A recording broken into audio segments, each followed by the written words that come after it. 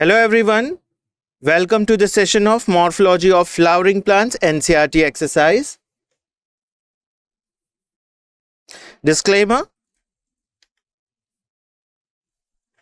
today's session learning objective, we will explore and understand the fundamental concept of the chapter Morphology of Flowering Plants by the working through the NCERT exercise questions. Index. So there are 10 questions. We will discuss each questions. The first question: how is pinnately compound leaf different from the palmately compound leaf? So there are the two different types of compound leaf, pinnately and palmately. Let us see the answer of this question.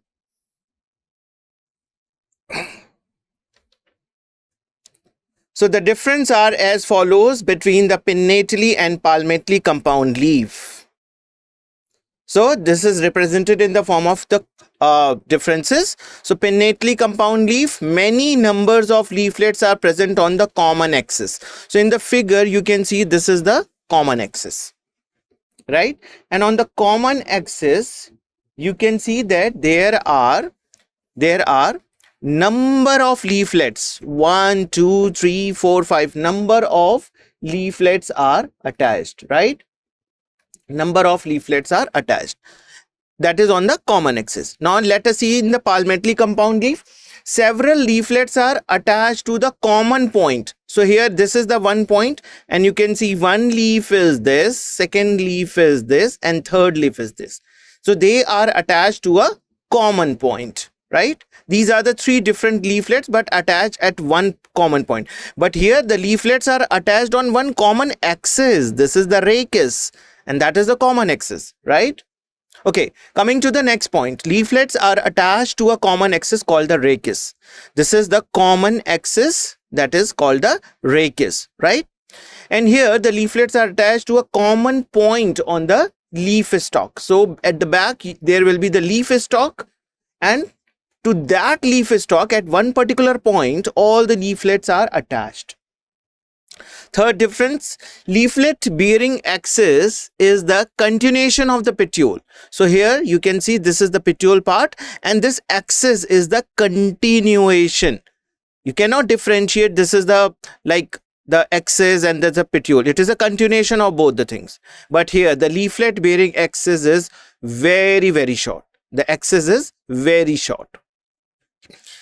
Examples: if we talk about the pinnately compound leaf, that is the neem leaf, and if you talk about the palmately compound leaf, then you can see the cotton leaves are the difference. So the figure of both the type of pinnately and palmately compound leaves is given in the figure section. Okay. Next question: explain with suitable examples the different types of phyllotaxy. The arrangement of leaf on the axis is called as the phyllotaxy. So there are the different types. Now we have to explain each one with the help of examples. So let us see the answer of this question. So the pattern of leaf arrangement on the stem or branch is called phyllotaxy. How the leaves are arranged on the branch or a stem. Okay. The arrangement is important, and that arrangement is called as phyllotaxy. Now, for example, in China rose, the mustard and sunflower plants, a single leaf arise at each node alternately. Phyllotaxy is of three different types, namely alternate arrangement. Now, what happens in the alternate arrangement? The emergence of a single leaf at each node is an alternate arrangement. There is a single leaf on each node. There is no two leaves. Okay. So at one node there will be one leaf, and from the next node there will be the leaf on the another side. Right? So in this way there will be the alternate arrangement, and the best example for the alternate arrangement is the hibiscus plant. Whorled arrangement. Whorl is formed when the two or more leaves emerge at one node. Only at one node, more than one leaves are attached, right? And it forms like a palm, or you can say the whorls. Okay, the best example is Elstonia. So here you can see the opposite type of arrangement in the case of Calotropis. Okay, opposite type of arrangement we see in the case of Calotropis. Alternate phyllotaxy in the case of China rose, and whorled phyllotaxy is in the case of Elstonia. Here you can see this is one flower leaf, this is another, and on the same axis, right? So this is in the case of Elstonia.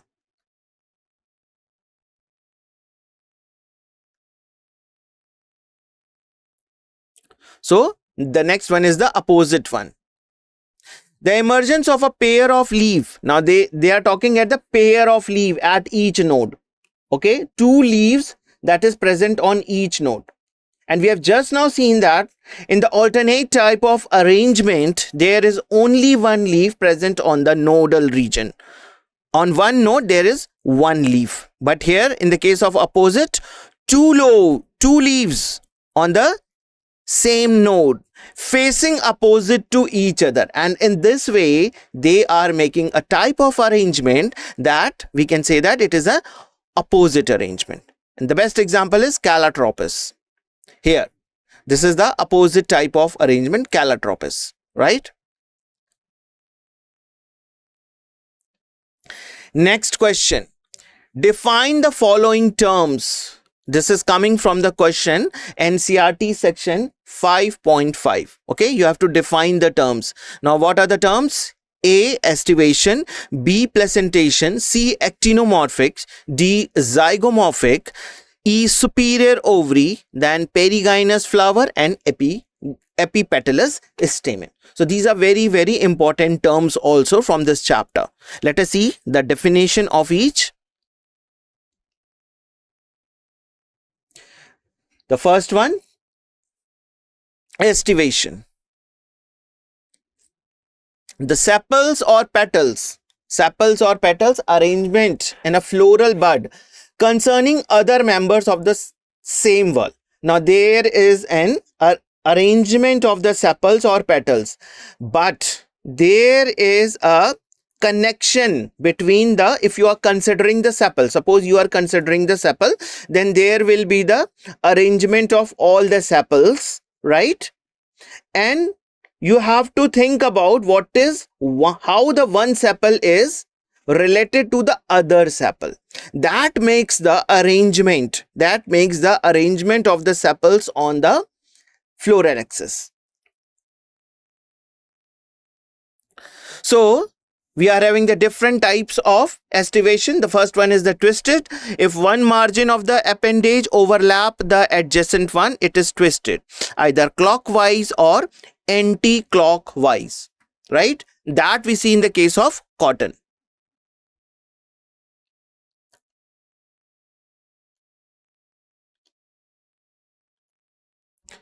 Second is the valvate. In a whorl, when the petals or sepals just touch each other. Okay, there is no overlapping, there is just touching of petals or sepals, okay, and their margin without overlapping, it is valvate estivation. Next is the imbricate. It is an imbricate when the petals or sepals overlap each other but not in any different direction. There is no direction is not followed here. In the case of valvate or the first one is twisted, okay, there is a proper direction of overlapping, but here there is a overlapping, okay, but there is no definite direction. Okay, so you can see in this figure also the first one, that is the valvate, there is just touching of the margin, right? There is no overlapping. In the case of twisted, you can see there is a proper orientation of the twisting of one end of the sepals or the petals, okay, one end of the sepals or the petals. Whereas in the case of imbricate, you can see in this particular this one, top one, the sepals here, it is both the ends are inner side, and you can see this one, both the ends are outer side, and the other are arranged in such a way that one is outside and one is inside to the preceding or succeeding one, right? So there is no orientation.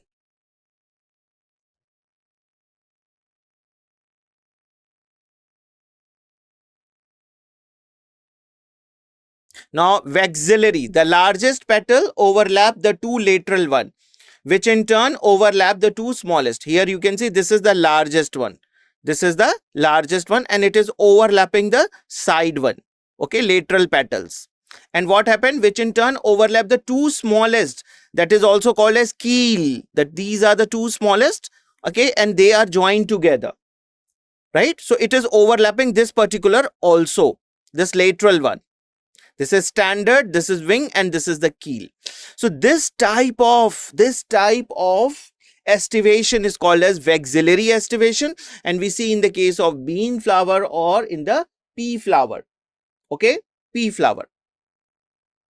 So this is one of the type of estivation.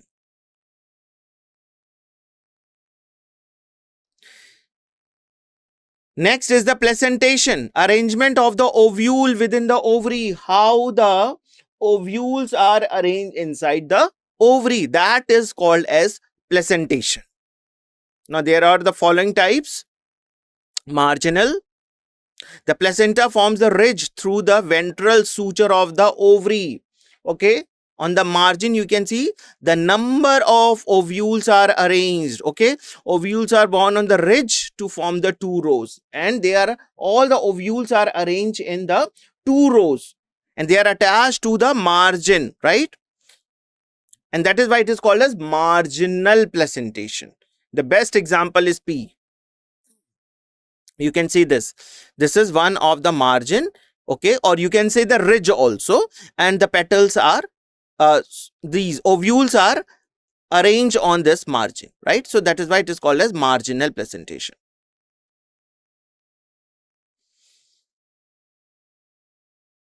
Next is axile. The placenta is axile and the ovules are attached in its multilocular ovary.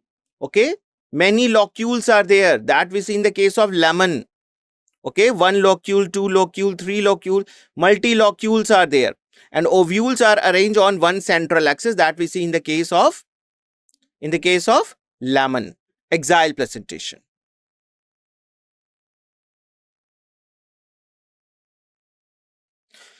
Parietal placentation. Ovule develops on the inner wall of the ovary or on the peripheral. Okay, the ovules are attached on the wall, inner wall of the ovary or on the periphery, and it is a single chamber. You will not see many chambers as in the case of axile. There is one single chamber here, you can see, and the ovules are attached on the wall, inner wall of the ovary only, right?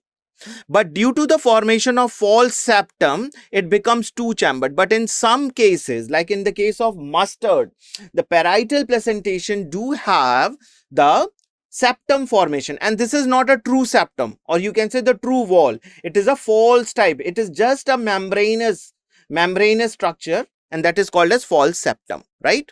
Mustard.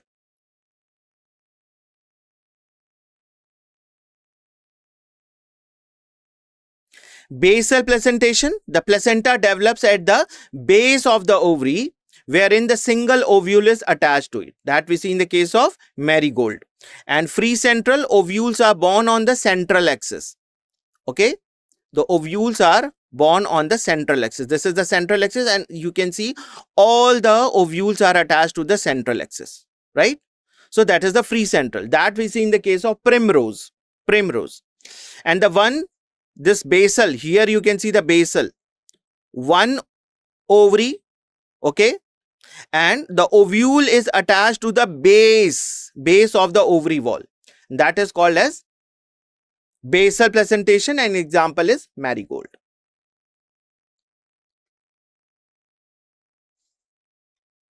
Actinomorphic. Flower which can be divided into two halves by any vertical plane are known as actinomorphic flower. Example, chili. Okay, the flower can be divided into two equal halves. There is one plane of axis. Zygomorphic, it is bilateral symmetry because it is having only one plane of axis, and here in the case of actinomorphic there are many plane of axis that can divide the flower into two equal halves. Here you can see the figure. Actinomorphic, one plane of axis, second plane of axis, third plane of axis. So it is showing a type of radial symmetry. But here you can see in the zygomorphic, it divides the flower into two equal halves when it passes through the central axis, right? So this we see in the case of gulmohar.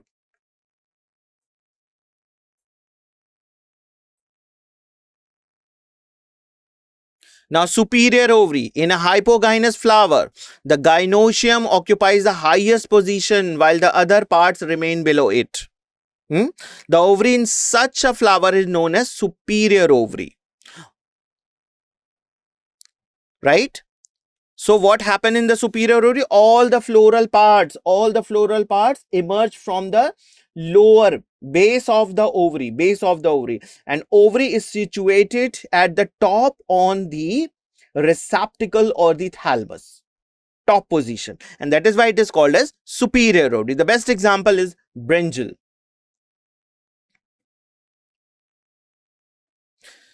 Now, perigynous flower. A perigynous flower is one in which the gynoecium is situated in the center and the other parts of the flower are located on the rim of the thalamus, right?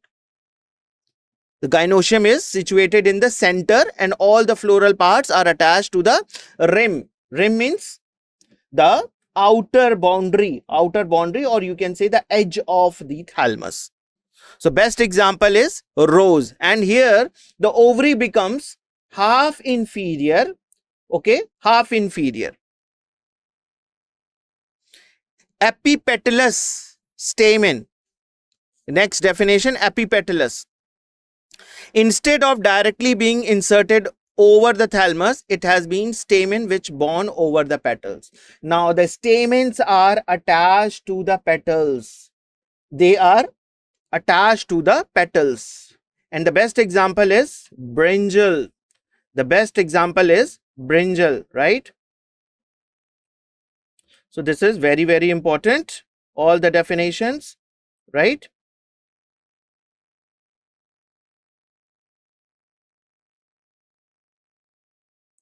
Okay, moving to the next question. Differentiate between A, racemose and cymose inflorescence, and second, fibrous root and adventitious root. Fibrous roots and adventitious root. So this is from the NCERT section 5.4 and 5.1. Let us see the answer. Differences are as follows. A, racemose and cymose inflorescence. Racemose inflorescence. Inflorescence in which the young flowers are present at the tip and older flowers are arranged at the base. Okay, you can see in this one, the young flower is at the top. And the older are at the base, right? Cymose inflorescence. In this type of inflorescence, old flowers are present at the tip. Here you can see this is the old flower because it got bloomed. Okay, it is open, so it is present at the top. What about the new one? New one are present sideways, right, at the base, and they are not open. So these are the new flowers that will bloom later on. But the one that got opened, it is the older one, and it is present at the top. Just opposite condition from the racemose, right?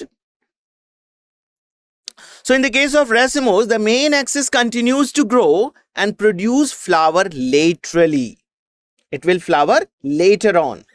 and its axis goes on and on, because you can see it will grow and the new flowers emerge at the tip, right? But what happened in the case of cymose?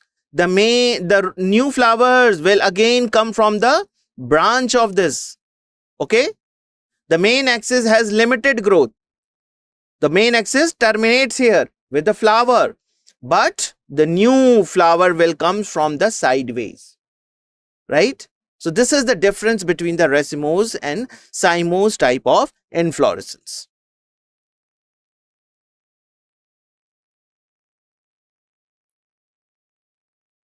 Now we will talk about the difference between the fibrous root and adventitious root. Okay, the primary root is short-lived and it is replaced by the large number of roots in the monocotyledons. So this fibrous root, where we see dicot or monocot, we see in the case of monocot plant. We see in the case of monocot plant. So the primary root emerge out from the radicle. Means the primary root first of all emerge out from the seed in the form of radicle. Now this radicle goes on and it's established in the soil.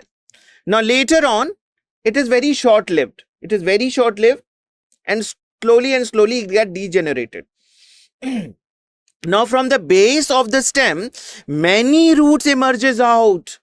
Okay, many numbers of roots emerges out and it forms a fibrous type of roots. Fibrous type of root. Adventitious. Now I'll talk about the adventitious. Roots arise from the parts of the plant other than the radicle. Radicle forms the main root. Okay, main root, the primary root. But here, the roots will emerge out from the stem part, from the leaves part. Okay, from the nodal region. So this type of roots are called as adventitious roots, right? Now, fibrous root example is the wheat plant. Wheat. Okay. Wheat, rice, maize. There are a number of examples for the fibrous root. Especially we see in the case of monocot plant, right? And the monocot examples are wheat, rice and maize. Now, talking about the adventitious root examples, grasses. Okay. Grasses and money plant. In the case of money plant and grasses, we see such type of roots. Next question. Draw the label diagram of the following: gram seed and vertical section of the maize seed. Let us see that, both the seeds. Actually, the gram seed is the dicot seed and maize is the monocot seed. So let us see the diagram. So this is the diagram of the gram seed. Right, gram seed or the chana seed. So this is the seed with the covering or the seed coat, right? Testa and tegmen are the covering of the seed. Testa and tegmen, two coverings. Okay, testa and tegmen, and these are the actually integuments in the case of ovules, because the ovules only transforms to the seed. It forms the seed, right? Sorry. And here what you see, the hilum. This is the hilum region. So the stalk-like structure, the ovule, the main body of the ovule is attached to the funicle through a stalk-like structure, and that attached to the wall of the ovary, right? Micropyle is there. If you see the structure of the ovule, there is a small opening at the micropylar end.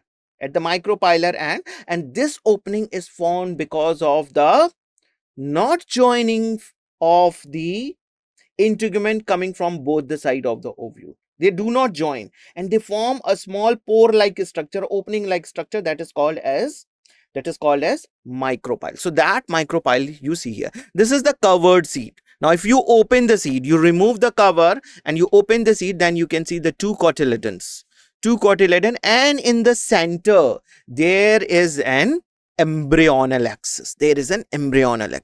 Very minute part.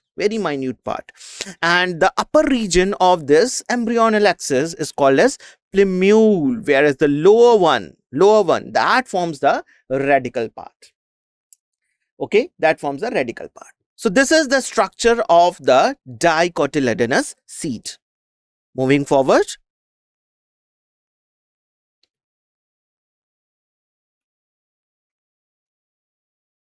maize seed. Okay, this is one of the maize seed. You can see this is the endosperm part, and this is the wall of the ovary. Now this seed, the seed is merged. Okay, it is having a very minute membranous like uh, covering over this. Okay, and it get fused with the wall of the ovary. Now here you can see the vertical section. They have cut the section, and then you can see the major part of the seed is covered with by the endosperm. Endosperm, and it is having a proteinaceous layer that is called as alluron layer. This is the protein, filled of protein, this layer, alluron layer, one cell thick, one cell thick. And in the lower side, you can see the embryonal axis is shifted. The embryonal axis is shifted towards one side, right? And this embryonal axis, what you see, there is a plumule and there is a radicle. There is a plumule and radicle. The plumule is present at the top and the radical part is lower side. The plumule is covered by a sheath-like covering, very important, sheath or the membranous covering that is called as coleoptile. That is called as coleoptile. And the lower radical part is also covered with the sheath-like covering that is called as coleorhiza. Coleorhiza. So what is the importance of these covering? It is a protective function. It provides protection to the plumule and radical part, right? And what you see here, very important, scutellum. Now what type of seed it is? Monocot seed. This scutellum is actually the cotyledon. This is the cotyledon of maize, right? And whatever the nutritious substance it is, and it is stored in the case of endosperm, when it gets solubilized, it moves to the scutellum, and this scutellum passes to the developing plumule and radical region. And in this way, the embryo grows, right? So scutellum in the case of monocot seed is the cotyledon part, right? Next question. Take one flower from each of the families Fabaceae, Solanaceae and write its semi-technical description. Also draw their floral diagram. Let us see the answer. This question is from the section 5.8 and 5.9 from the NCERT. Characters of Fabaceae. So they are tree, shrub, herbs having a root with root nodules. Okay, they can be tree, Fabaceae. They can be tree, they can be shrub, okay, bushes, and they can be herbs also. What type of roots they are having? The roots with nodules, and inside the nodules there are many bacteria that can fix the nitrogen and make it available to the plant. Okay, so nodule is this presence of nodule is very important characteristic of the Fabaceae. Stems are erect or climber. Either the stem is erect or it can climb. It can stand erect, means it is having a energy. It is having a energy. And it can stand erect, but if it is delicate, okay, it can be a climber. And root nodules, which bacteria is there? Yes, rhizobium is there. Yes, one of the examples of the bacteria that lives inside the root nodules. Leaves are alternate, pinnately compound or simple, and leaf base are pulvinate stipules with reticulate venation.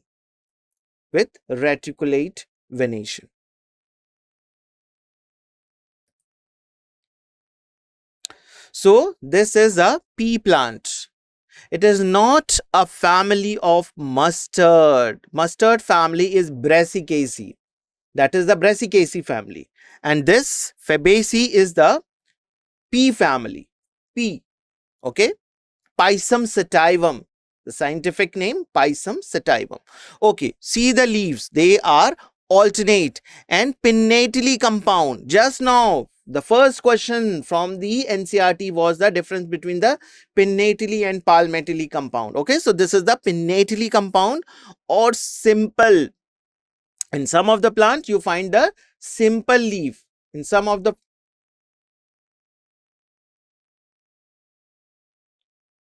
yes, yes, and the leaf base are pulvinate.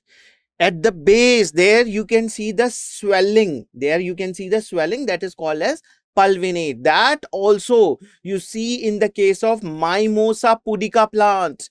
Touch me not plant. Commonly it is called as touch me not plant. This plant is very famous. If you want to describe the structure of pulvinate, then you should take the name of the plant Mimosa pudica. Commonly it is called as touch me plant, and Hindi we call it chui mui. Once you touch the leaves, it closes. And why it closes? Because all the liquid materials transfer to this pulvinate. So the leaves droop down, the leaves closes. So that structure, that pulvinate structure is one of the characteristic of this particular family, Fabaceae, right? Stipulate with reticulate venation. They are having the reticulate type of venation because they are the dicot plant. So in the dicot leaf, you are having the reticulate type of venation. So see here, you can see the standard leaf, the wing, two wings leaves, and the keel, small keel leaves, right? And that is showing the what type of symmetry? Zygomorphic. Very important, the type of stamen they are having. The stamen is present in the two group. One group is having the 9 stamen and another group is having just one longer stamen. So here you can see 9 together and one smaller. So this is called as didynamous condition. This is called as didynamous, and this is the very, very important feature of the Fabaceae, right? You can see the floral diagram, okay, and you can judge what type of symmetry or estivation they are having. What type of symmetry and estivation. So only one symmetry is there, so it is showing the zygomorphic.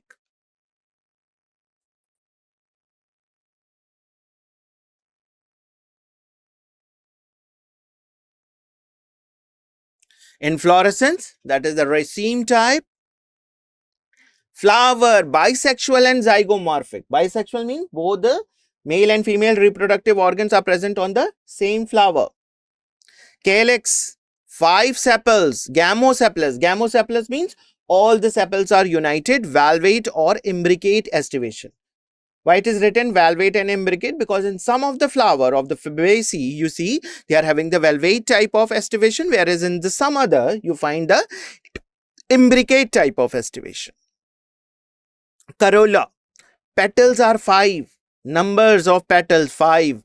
Polypetalous, papilionaceous, consisting of the posterior standard. The posterior, that is the larger one, that is the standard petal, and the 2 lateral wings are there, smaller wings, that is present inside the standard one, and the 2 anterior one forming a keel, 2 anterior one, and they are joined, so that is forming the keel, okay, enclosing the stamen and pistil. And vexillary estivation, very, very important. Vexillary estivation is very important for the description of the corolla arrangement on the floral axis.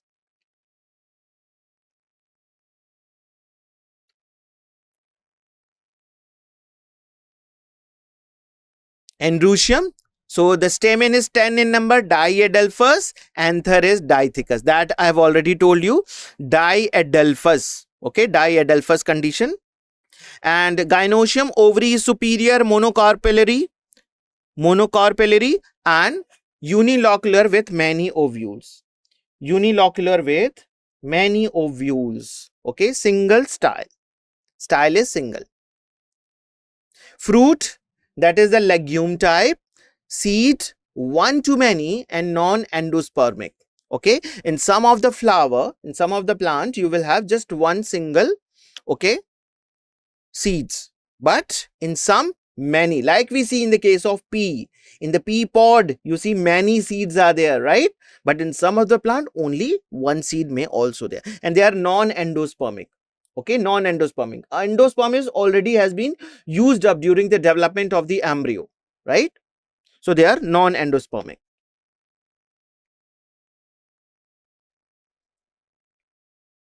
Economic importance, plants of these families are pulses used as a fodder and sweet pea. Example, peas, trifolium. And this is the floral formula. Zygomorphic, bisexual, calyx 5, united, because it is written in the bracket. Corolla 1, 2, 2 plus. 2 is in bracket and 1, 2 is not in bracket. So the number 1 is for the standard. 2, which is not in bracket, is for wings, and 2 in bracket is for keel, because the two keels are joined together, right? Androecium, 9 plus 1, because 9s are together in one group. So we write 9 in bracket plus 1. Gynoecium, superior, and it is 1, right? So this is the floral floral formula.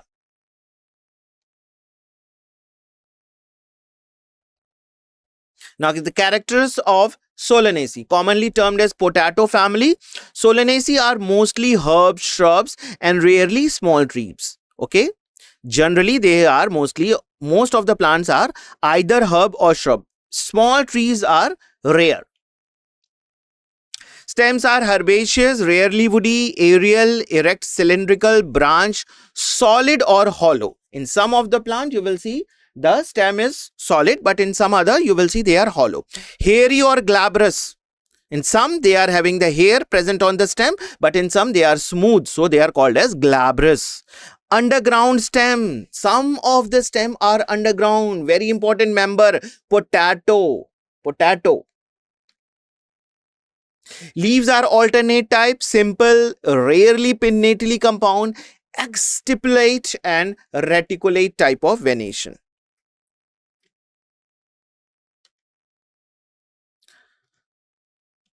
Inflorescence, they are solitary, axile or cymose in the case of Solanum. And flower is bisexual, actinomorphic arrangement. Calyx, sepals, see the numbers, sepals are 5 and they are united. Okay, gamosepalous condition. Persistent. Persistent means once the fertilization is over, okay, all the floral parts wither away. They fall off. But this calyx is persistent. Valvate type of estivation we see. This is the figure that is showing the description of the Solanaceae. You can see what type of estivation calyx is. Valvate type of estivation. Okay, they are just touching at the margin and united. They are united, so not only touching, they after touching they are joined also.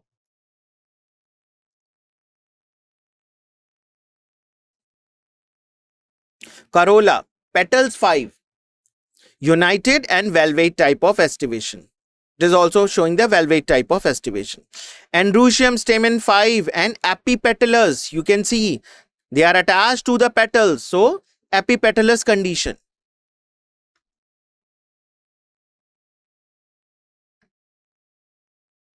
Gynoecium, bicarpellary, obliquely placed.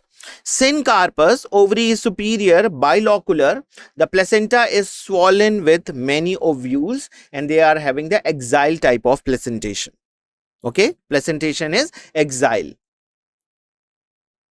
2 carpels are there and they are obliquely placed. Fruits, fruit is berry or capsule type. Seeds are many and they are endosperms. They are endosperms, means endosperms is persistent.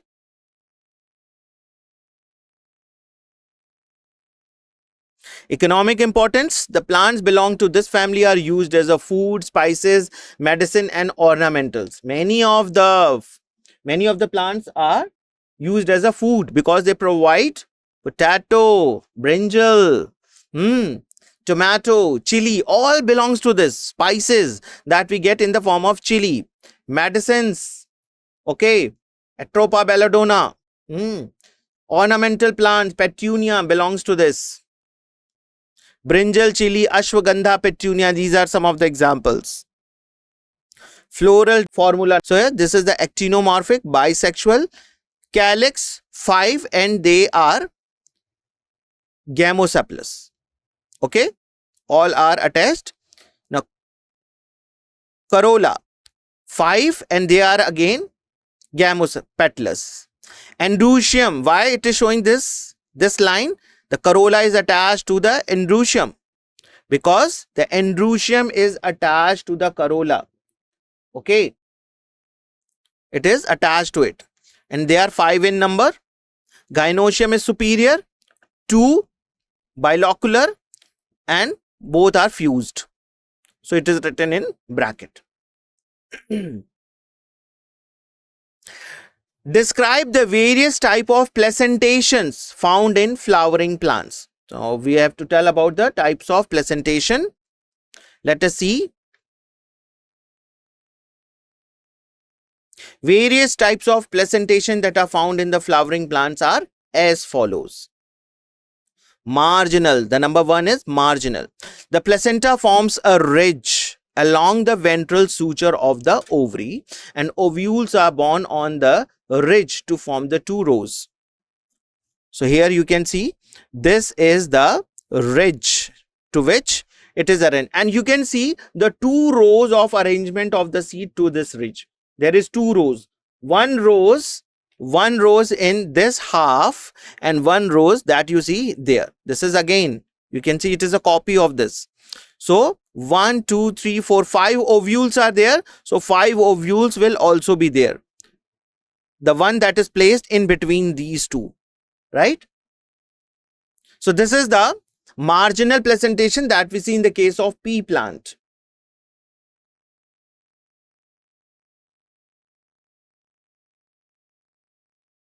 Axial placentation. The placentation is axial and the ovules are attached to the multilocular ovary. Parietal. Ovules are developed on the inner wall of the ovary or on the peripheral. And it is single chambered, but due to the formation of false septum, it becomes 2 chambered as we see in the case of mustard. So this is the axial placentation. This is the axil, the main axil of the ovary. And here you can see this is 1, 2, 3. Okay, multi-locules. This is 1 locule, this is 2 locules, this is 3 locules. And all the ovules are attached to the main axis. This is in the case of axial placentation. And axial placentation we see in the case of lemon, also in the case of hibiscus and in the case of cotton and ladyfinger, okra, right? Coming to the parietal placentation, you can see there is no central axis, absence of central axis in the case, and this could be asked in the examination. The central axis is absent here, right? And the ovules are attached to the inner wall of the ovary. You can see inner wall of the ovary. So this is a very unique feature that we see in the case of parietal placentation. But this parietal placentation is having some modification in the case of mustard. There is a false septum. False septum means fall walls. A membranous wall is present in between this ovary. Okay. So it forms the 2 locules like things. But it is not a true locule. So that is why it is called as false septum. This we see the modification in the case of parietal. So this is also a very, very important point. Okay. Mustard plant. Mustard. The example.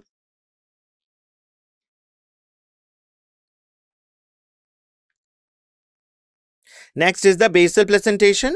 The placenta develop at the base of the ovary, wherein a single ovule is attached to it, that we see in the case of marigold. Marigold. Okay, only one single ovule, and that is attached to the base of the ovary. Base of the ovary. Free central. The ovules are born on the central axis. Here you can see this is the free central, and ovules are born on the central axis. There is no locules, no septa. So that is why it is called as free central, right? Coming to the basal one, here you can see one single ovary is there and one single ovule, and the ovule is attached to the base of the ovary, right? So this is the basal placentation. So the attachment is very, very important. So in every type of placentation, what we are talking, where the ovule is attached, and on the basis of that, the name is given: margin, central axis, axile, parietal, because it is present on the periphery of the ovary wall, free central, because there is again it is present at the central axis, but there is no locules. So there is some common feature between the axile and free central. What is the difference? The suture is not there, or the wall is not there, right? And why it is called basal placentation? Because the ovule is attached to the base of the ovary. So in every type of placentation, we are talking about where the ovule is attached, right? So that is why, and that is actually the placentation, right? The example for the free central is the primrose. Next question: what is flower? Describe the parts of a typical angiosperm flower.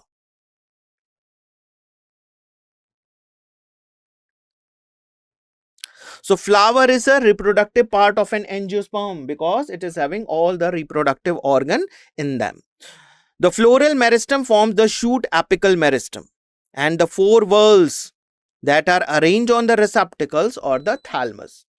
Okay, that are arranged on the thalamus. Yes, the flower is the reproductive part. Parts divided into accessory and reproductive organs. So, indistinct calyx and corolla, that is called as perianth in some of the flower. And accessory organs, that is calyx and corolla. And what is the reproductive organ? Androecium and gynoecium, that is the reproductive organ. Androecium is the male reproductive organ and gynoecium is the female reproductive organ.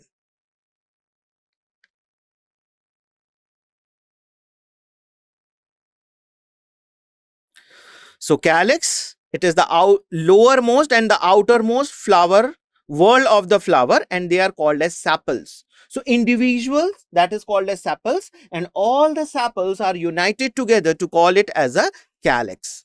So that makes the outer whorl,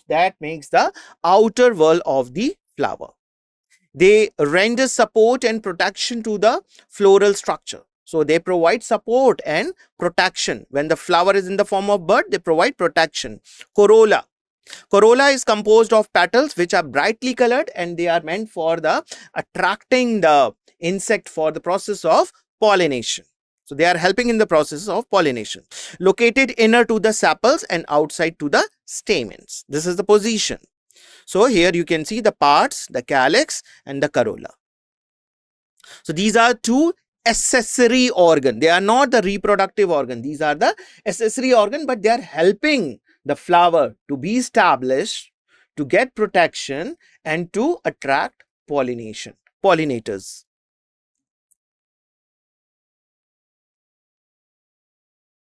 Now we will talk about the androecium, the male reproductive organ. Androecium consists of the stamen, which represent the male reproductive organ of a stalk, filament and the anther. So if you see the stamen, that is the unit of the reproductive organ, male reproductive organ, and all the stamens are united together to call it as a androecium. That is the androecium. Individual stamen. And if you see one stamen, it is having a filament like structure, stalk like structure, and at the one end that is free, the one end is attached to the thalamus, right? The one end that is free of the filament is attached with the anther. It is attached with the anther, and inside the anther there are anther locule in which the pollen grains are formed. That is the male gametophyte. Okay. Anthers are bilobed, where each lobe has two chambers and the pollen sacs are present inside it, in which the pollen grains are produced. The stamen may be united with other members, namely petals among themselves. In some of the plants, in some of the flower, you see the petals, okay, this stamens are attached with the petals.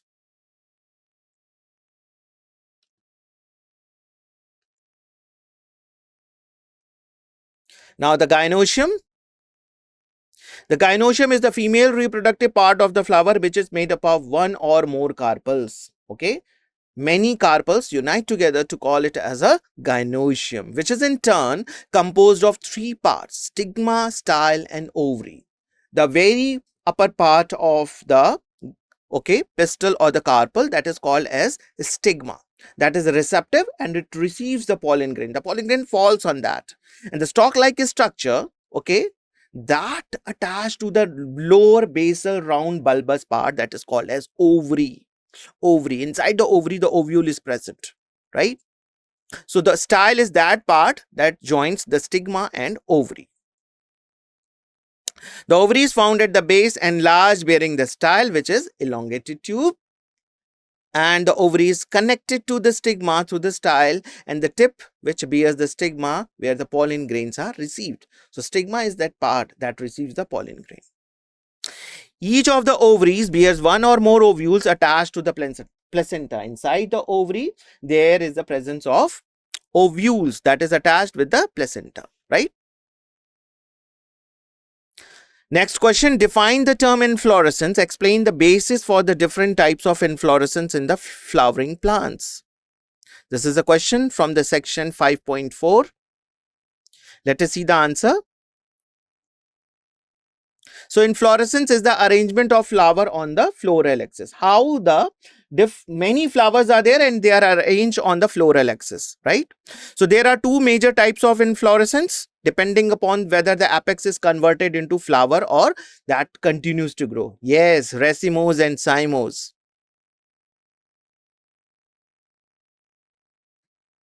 So racemose, the first one, a type of inflorescence in which the flowers are borne laterally or in the acropetal succession. Laterally, okay, acropetal succession. That is, the newly flowers are near the apex while the older one are at the base. So this type of arrangement is called as acropetal succession, right? The main axis continues to grow and always the new flower will be at the top position. So here, this is the, one of the example, amalthas. In Hindi we call it amalthas, and cassia fistula. That is the scientific name of this, right?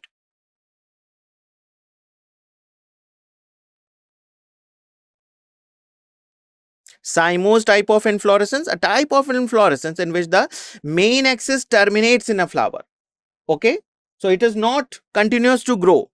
It has a limited growth.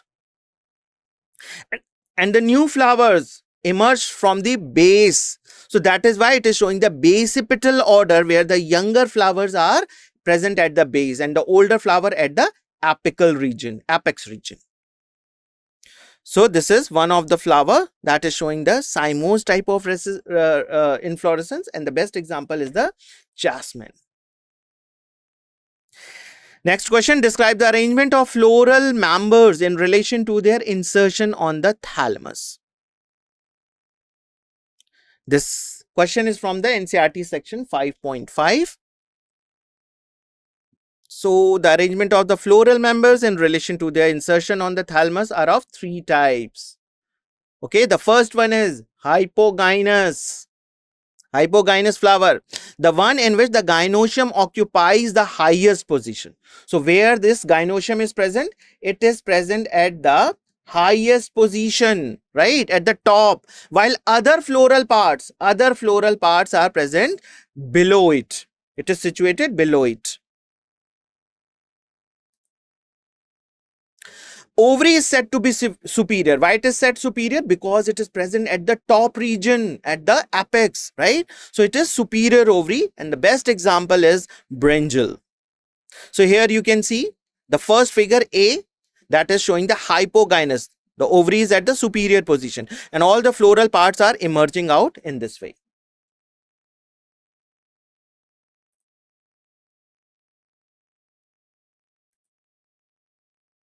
The arrangement of floral members in relation to the insertion on the thalamus. So the second one is the perigynous, the one in which the gynoecium stays in the center and the other parts of the flower are located on the rim of the thalamus. They are present at the rim because here the thalamus grow from the side of the ovary, both the side, and the rim of the thalamus, it is above at the same level. Where above? At the same level of the ovary, and all the floral parts are there, right? So here you can see in the figure also, this figure, this is the rim that grows upward and here the rim that is going outward. The rim is growing outward, right? And all the floral parts are in it. So see the level of the floral parts, it is at the ovary, it is at the ovary, right? So this type of ovary is not superior, they are half inferior. And the best example is rose.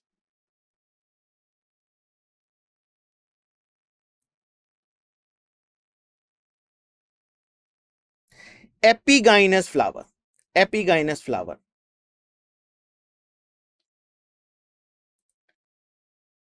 So the one in which the margin of the thalamus grow upward. Now the margin of the or the rim of the thalamus, it grows such a way that it encloses the ovary inside it. Okay, the ovary get entered in the depth of the thalamus. So enfolding the ovary, we can say the thalamus is enfolding the ovary. So here the ovary get fused with the thalamus. This one you can see, this is the outer green cover. Here you can see the ovary is inside the thalamus, and you can see the growth in such a way that it encloses the ovary part, and all the floral parts are present above the ovary, And what was the condition? The position of the ovary with the other floral parts. So here, what is the position of the ovary? It is below the other floral parts, right? So here the ovary becomes inferior. It becomes inferior. That we see in the case of apple, and they forms the false fruit in the case of apple, right? What we eat, the thalamus part, not the ovary. Okay, the true fruit is formed from the ovary, but the false fruit is formed from the other parts of the flower. Here we see the receptacle or the thalamus, right?